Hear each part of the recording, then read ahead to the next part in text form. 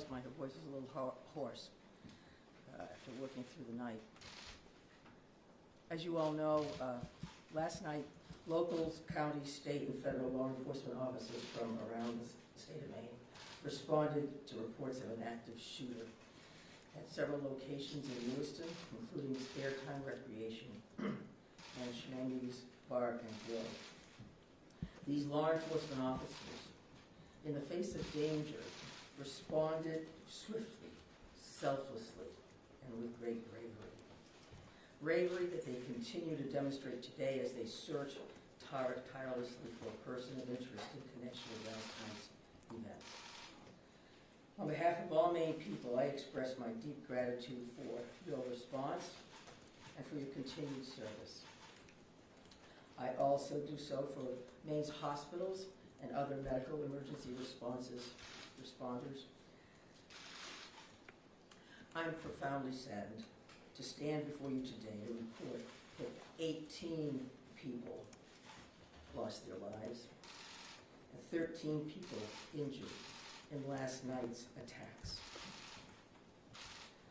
In memory of those we lost and in honor of those who were injured, President Biden and I have ordered all U.S. flags and state of Maine flags to be lowered to half-staff immediately for the next 5 days.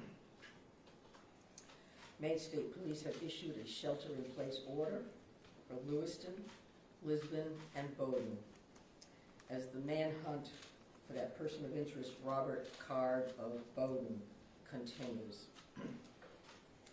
I will let law enforcement speak to the ongoing manhunt and to their investigation, but Mr. Card is considered armed and dangerous, and police advise that Maine people should not approach him under any circumstances.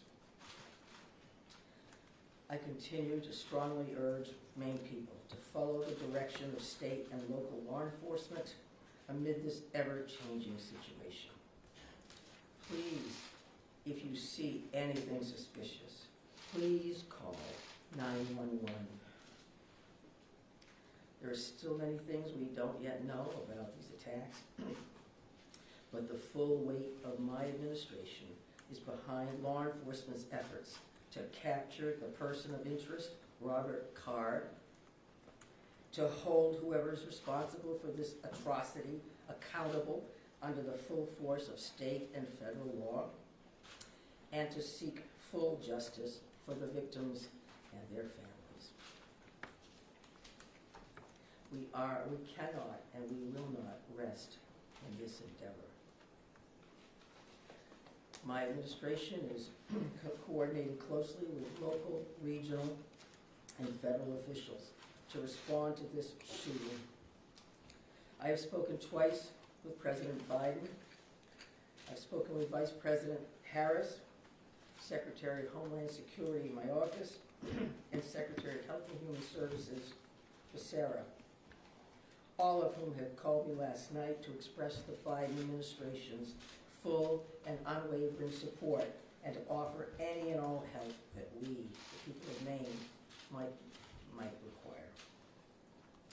The governors of our neighboring New England states and of other states have contacted me to offer aid, and I'm sincerely grateful for their friendship and support. We've been in touch with every member of the Maine congressional delegation, all of whom have offered their full support, for which I am also grateful. I also spoke with Mayor Carl Chalene and Auburn Mayor Jason Webeck last night to reiterate that we are standing by them and that we are ready to provide any help people in these communities need, and to deploy all available state resources, including grief counselors and other mental health services. We need to help our communities heal. If you or a person you love needs someone to talk to during this difficult time, please call or text 988 for free and confidential counseling. 988. Look, Lewiston is a special place. It's a close-knit community with a long history of hard work, of persistence, of faith, of opening its big heart to people everywhere. Lewiston is where I worked for years. It's where I met and married my husband, and where our girls went to school. I love this place, just as I love our whole state, with my entire heart. I'm so deeply saddened, as is every one of the 1.3 million people of this beautiful state. This city did not deserve this terrible assault on its citizens, on its peace of mind, on its sense of security. No city does, no state, no people. No words can truly or fully measure the grief of many people today. Our small state of just 1.3 million people has long been known as one of the safest states in the nation. This attack strikes at the very heart of who we are and the values we hold dear for this precious place we call home. All Maine people are sharing in the sorrow of the families who lost loved ones last night.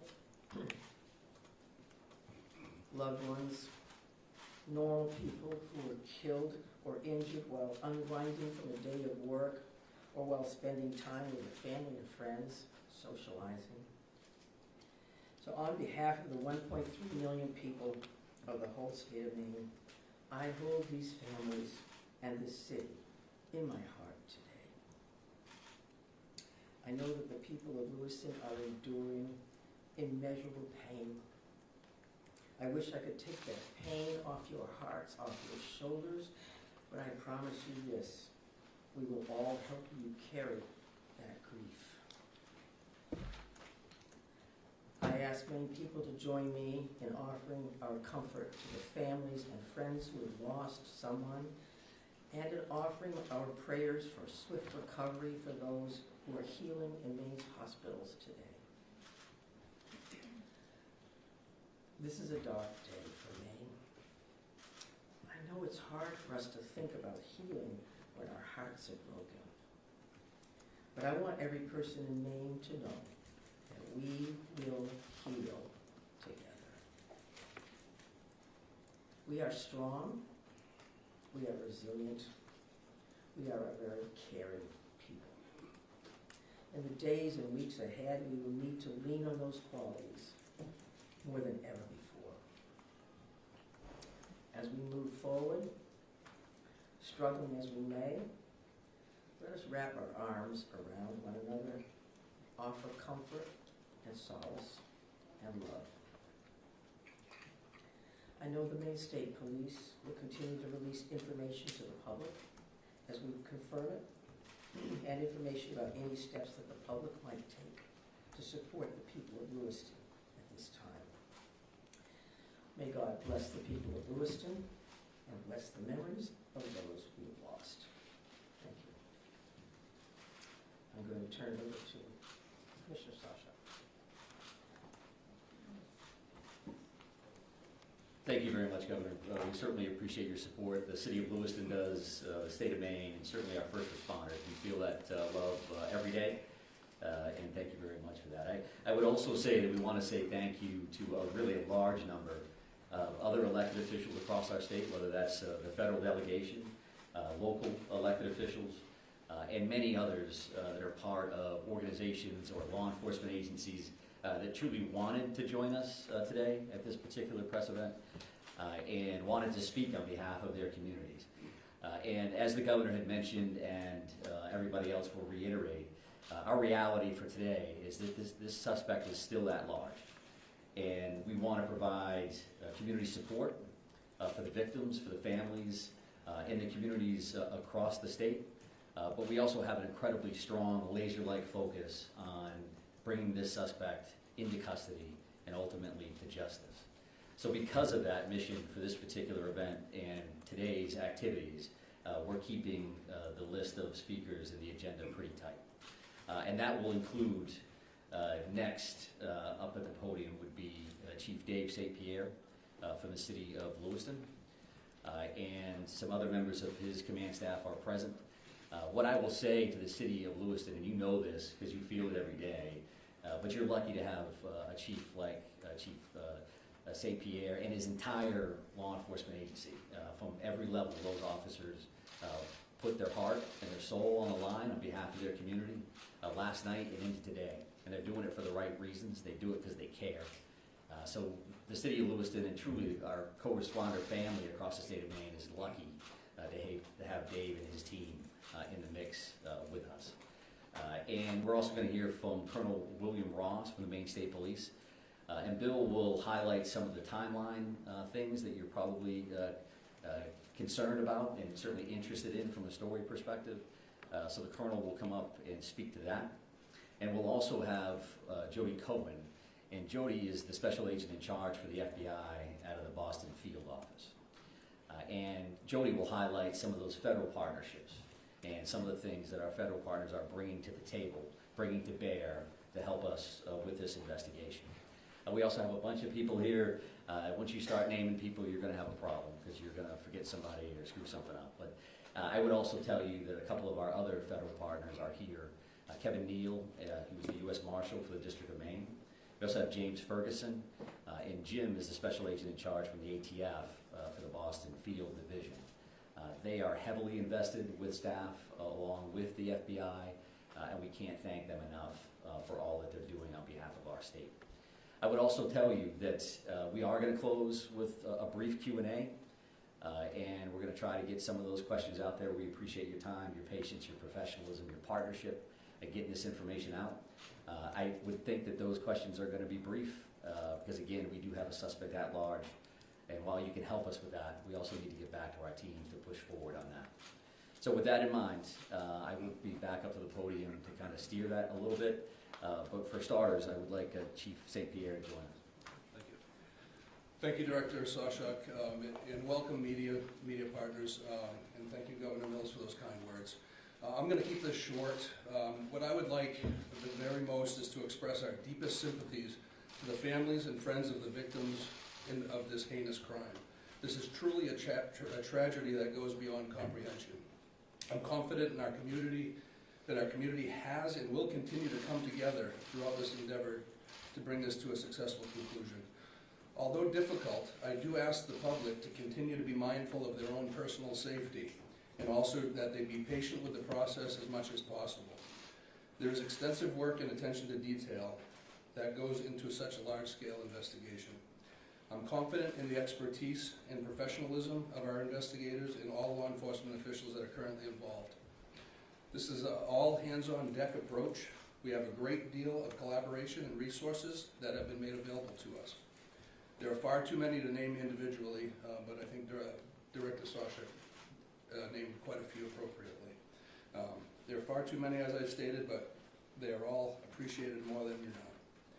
I want to thank all of our brave men and women of the Lewiston Police Department, Fire Department staff, medical personnel, first responders of any kind that came from far and wide and have come together and continue to work tirelessly in bringing this situation to an end.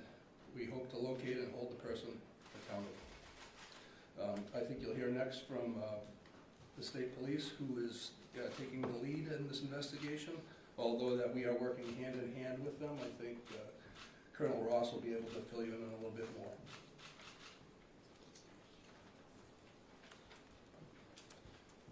Thank you, Chief. First and foremost, this is an ongoing homicide investigation and search for the person that is responsible for it. We're in the early stages of this investigation, and I just want to let you know we will have updates. We'll be putting some type of a schedule out later on. But again, early stages of a homicide investigation, we want to be careful that we're doing things correctly. We want to get ahead of ourselves. I'm going to give you a bit of a timeline here to kind of fill in some of the blanks and give you some of the facts as we know them right now. A lot of this information will then be transferred to the Attorney General's office, as they will be the lead prosecutor, again, in any homicide investigation. Last night, October 25th at approximately 6:56 p.m., the Auburn Communications Center received a 911 call of a male shooting in Just in Time, or the Spare Time Recreation Center in the town of Lewiston, located at 24 Mollison Way in Lewiston. Shortly after that, at about 7:08 p.m., the communications center received multiple 911 calls about an active shooter inside of a Schmenge's Billiards at 553 Lincoln Street in the town of Lewiston. A large law enforcement response from multiple surrounding agencies assisted the Lewiston Police Department in trying to identify who this individual was and what was happening. As you can imagine, this was a very fast-paced, fast-moving, very fluid scene, very dangerous scene that these guys and girls were going into. 18 people are now deceased at this time. The victims at the just-in-time establishment, 7 people are deceased there, 1 female and 6 males, all from an apparent gunshot wound. Victims at the Schmenge's Billiards, 8 are deceased. 7 males inside the establishment, 1 male outside of the establishment. Again, also apparent gunshot wounds. Multiple people were transferred to area hospitals, Central Maine Medical Center, St. Mary's, and Maine Medical Center. 3 people that were transferred to those hospitals are deceased, for a total of 18 people deceased at this time. The investigation into the person responsible for this identified a vehicle located at the Pajebscott boat landing in Lisbon. That person, through the registration of that vehicle, was identified, as been stated earlier, as a Robert Card, born in 1983. Several of the deceased have been identified, and their families, next of kin, have been notified. Approximately 8 people at this point have been identified. 10 people, 10 of these victims, still need to be identified at this time. Currently, there is an arrest warrant for 8 counts of murder for Mr. Card. And the reason it's 8 counts because 10 people have not yet been identified. As those people are identified, the counts will probably go to the total of 18. He should be considered armed and dangerous. Based on our investigation, we believe this is someone that should not be approached. This is someone that should be, if you come into any contact with this individual or someone that you think looks like this individual, you were to call 911, and I'll provide some tip line numbers at the conclusion of my briefing. Lewiston Police Department, federal, state, county, and other local municipalities are involved in a coordinated search at this moment for this individual. So there's the ongoing investigation, and there's a search to apprehend this person. Both happen simultaneously. I can't stress this enough. This is an ongoing investigation in the early stages. More information will come out in conjunction with the Attorney General's office as the lead prosecutor. We can't share all of our information right now, and I'm sure you understand that. I'm going to give out 2 numbers that go to a tip line. 911 is also appropriate for this, but if anyone can call these 2 numbers, this would go to the State Police tip line. Area code 207-213-9526, 207-509-9002. And we'll be sending something out later that has that information in it if you weren't able to grab that now. Again, this is a very fluid situation. We have a lot of resources, as Chief St. Pierre had mentioned earlier, that are on the ground in a coordinated effort to apprehend this individual. We've notified the Department of Education, and they have determined what they're going to do with the schools. A lot of schools, area schools, were shut down today based on our conversation with them. Again, as more information comes in, we'll be providing it to you. Thank you for your time. This is a very difficult time for, I think, the community of Lewiston, difficult time for obviously the victims' families, and it's a tough time for law enforcement. It was a rough night last night, but we're committed to bringing whoever's responsible this to justice, And again, we are currently looking for Mr. Card right now, someone that we'd like to apprehend. Thank you. Thank you, Colonel. And FBI Special Agent in Charge, Colin, if you could join me, please.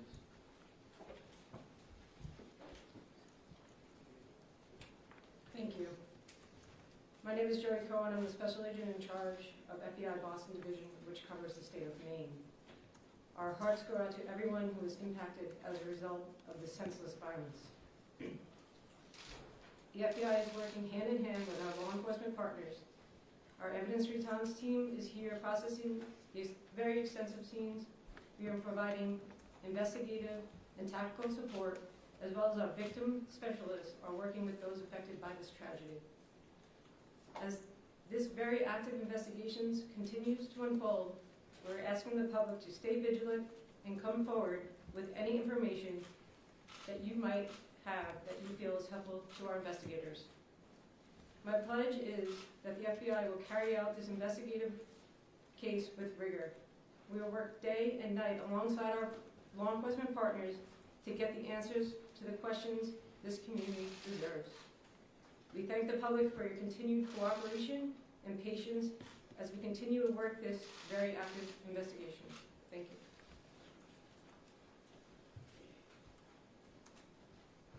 you. Appreciate that. And I would say that the reality here from a resource standpoint is that when we've asked for anything, the answer's been yes, period. Tactical teams, evidence response teams, full-blown investigative units, detective units that have come from multiple states, whether it's the commissioners from Vermont and New Hampshire reaching out to me directly, Massachusetts saying, what do you need, Mike? What can we do for the state of Maine? So we are now prepared to try to take a few questions and keep in mind again that we may not be able to answer as in-depth as you would like, and we don't plan on taking a great deal of questions. I think follow-up press events will allow for that. Sir? So no one has really talked about the weapon that was used here, the AR-15 style, so hope someone can talk about that. But the other thing here is there are reports that this individual had mental health issues, that he made threats to shoot up the National Guard. So clearly there were some signs here that he was on someone's radar. The question becomes, why was he in possession of this weapon? And certainly, why wasn't he stopped sooner?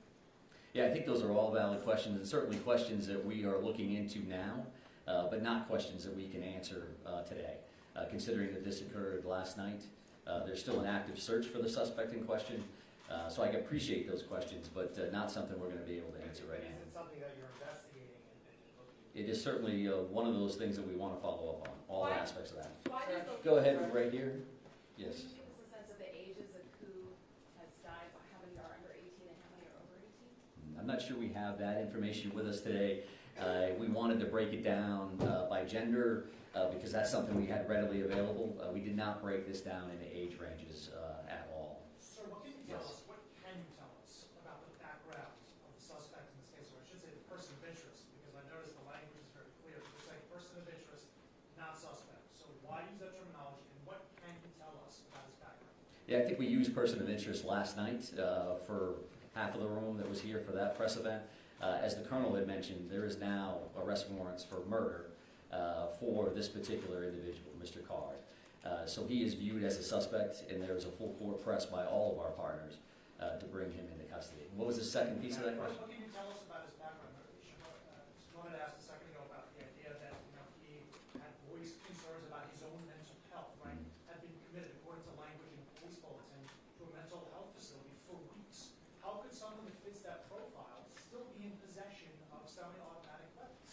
Well, I do think that the statutes around firearms and the possession of those are pretty complex. I know that we will be reviewing that information as we move forward, but that's not an answer that we're prepared to give today. Because that leads to motive. You're talking about behavioral health issues and how that impacts this situation. I would expect you'll hear back from us on that in the future. Right here, sir. Yeah, I've got a question about, we've seen helicopters as far north as Monmouth. Can you tell us anything about what's leading you that far north of the scene where you're coming from? Yeah, sure. So we have law enforcement assets that are deployed over a number of communities doing follow-ups on a number of different things.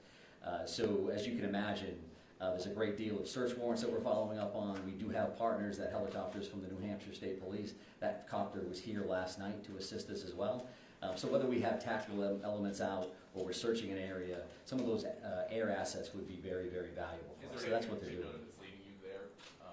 We're not going to speak to what brings us to a specific community one way or the other. Yes, Yes, ma'am. Governor, Right here. Identifying the unidentified victims, what are people encouraged to do? Is there DNA being, tested from family members who may have missing loved ones? Like, what is that? What's that approach right now? Yeah, so we did have a family reunification center open last night. We do have behavioral health liaisons that are fully engaged to work with families and work with loved ones and work with victims, for that matter, that may be in the hospital and seeking treatment. So those things are actively occurring. We are dealing with each one of those situations separately. So do we need DNA on that? Are we just waiting to find a loved one, some kind of family member that we can make a notification? I think that varies across the board. I'm going to take 2 more questions. Right here. Yes, so if there's some sort of triggering event, is that something that you're investigating? I think we're always concerned around motive. That you say triggering event, that's a motive for us. Again, that's not something we're prepared to discuss today, but I do appreciate the question. It's clearly something that's important. When do you One additional follow-up from you. Can you help us understand why these locations, why this bar, why this bowling alley? Was he looking for someone? Was he looking for something? I think that does speak to motive, so I appreciate the follow-up, but not something we're going to be prepared to answer today. I'm going to have one more question. Right here, sir. Right here. Can you say, is card, first of all, to clarify, the arrest warrants issued today, and can you say if card is still in the state or even still alive? Well, we're actively searching for him. If I knew the answers to those questions, and this would be a different press conference, I would assume. So we don't know his location, and I'll leave it at that. And we are working with the Attorney General's office reference to those.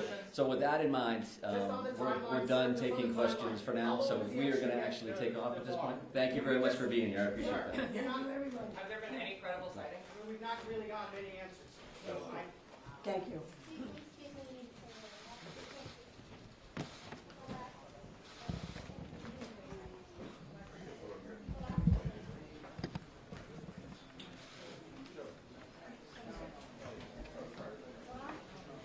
Thank you.